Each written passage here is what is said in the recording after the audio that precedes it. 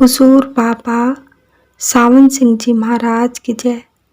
परम संत कृपाल सिंह जी महाराज की जय। परम संत कृपाल सिंह जी महाराज फरमाते हैं कि श्री गुरु अर्जन साहब का एक शब्द है, विचारने के काबिल है। महाराज जी फरमाते हैं कि एक दफ़ा बारिश हो रही थी। एक मकान का दरवाज़ा खटखटाया, किसी ने नहीं खोला।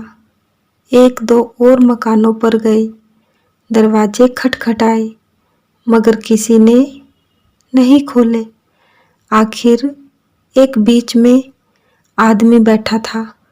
उसने कहा, आओ भाई बैठ जाओ। उस वक्त ये उपदेश देना था गुरु अर्जन साहब ने कि वो एक छपरी जिसका कोई दरवाज़ा ना हो, घर में सर्दी से बचने का भी कोई सामान ना हो, उसमें अगर हरि गुण गाए जाते हों तो वो छपरी अच्छी है। गरीबी का सवाल नहीं, सवाल प्रभु की याद का है। जहाँ उसकी याद होगी वही जगह अच्छी है। बड़े आलीशान मकान हों, उसमें रहते हुए प्रभु को भूल जाएं, वो किसी काम नहीं।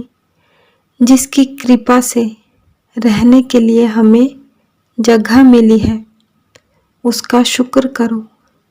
झोपड़ी हो या मकान हो, आलीशान महल भी अगर हों, जिसमें प्रभु की याद नहीं, वो भूतों का डेरा है। जहाँ उसकी याद है वो सुंदर रहन चौबारे हैं। जहाँ प्रभु की याद होती है उस हवा में भी असर होता है, उसमें रेडिएशन मिलती है प्रभु की। जिसमें कभी अहंकार दुनियादारी हो, वो हवा ठीक नहीं रहती। इसमें भजन ठीक नहीं बनता। हर एक के ख्यालात की रो निकलती है।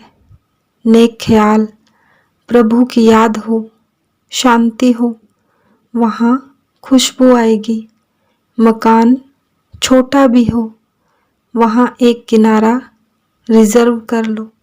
वहाँ प्रभु की याद के कुछ ना हो, वो महल भी अच्छे नहीं। जहाँ प्रभु की याद ना आए, वो छपरी भी अच्छी है।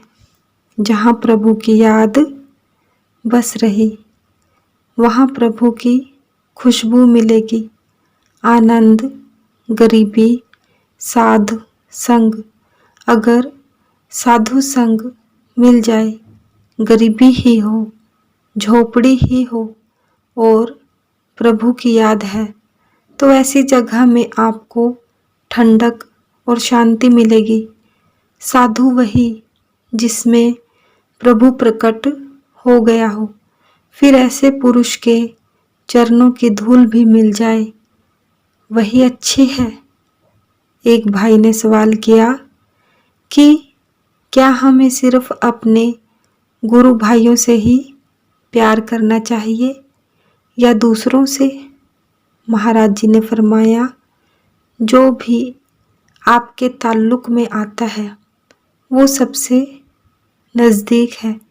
मेरा मतलब समझे, जो अभी इस रास्ते पर नहीं आए वो भी तो हमारे भाई हैं। वही आत्मा उनके अंदर भी है। सतगुरु महाराज की जय। सतगुरु तेरा ही आसरा, सतगुरु तेरा ही आसरा। जय गुरुदेव।